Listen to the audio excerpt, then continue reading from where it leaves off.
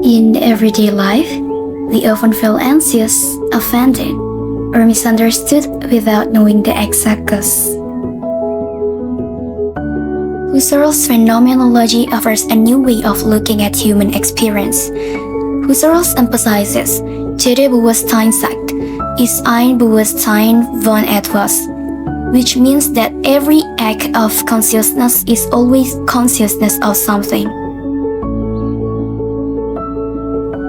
In other words, our experiences are never empty. There is always meaning that we create. The question, then, is where does the meaning come from? And how does it shape the way we understand ourselves and others?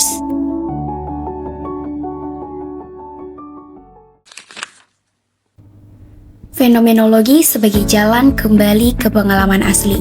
Husserl mengembangkan fenomenologi untuk membawa manusia kembali kepada pengalaman murni sebelum dicampuri asumsi. Ia menjelaskan bahwa kesadaran selalu aktif dan tidak pernah netral. Penjelasan ini sejalan dengan Maskur 2023 yang menegaskan bahwa fenomenologi menuntut manusia memahami pengalaman dari dalam kesadaran sendiri, bukan dari teori luar atau kebiasaan sosial. Intentionalitas. Kesadaran selalu menuju sesuatu. Setiap pikiran, ketakutan, atau harapan selalu memiliki objek yang dituju. Ketika seseorang diam, kita otomatis memberi arti, mungkin marah, sedih, atau ketawa. Hal ini sejalan dengan Wita dan Mursal 2022 yang menunjukkan bahwa makna sosial dibentuk melalui arah kesadaran kita terhadap objek tertentu.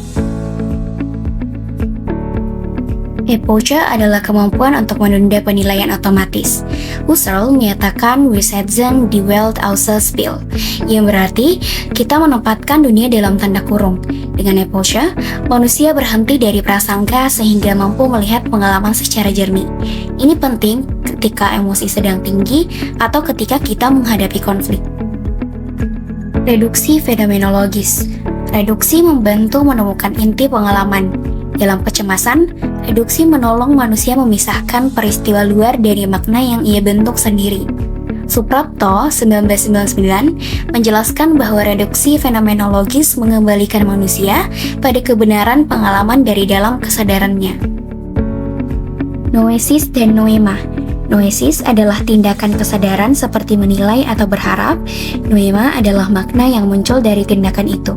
Contohnya, rasa cemas sebelum ujian adalah noesis, dan makna bahwa ujian menentukan masa depan adalah noema.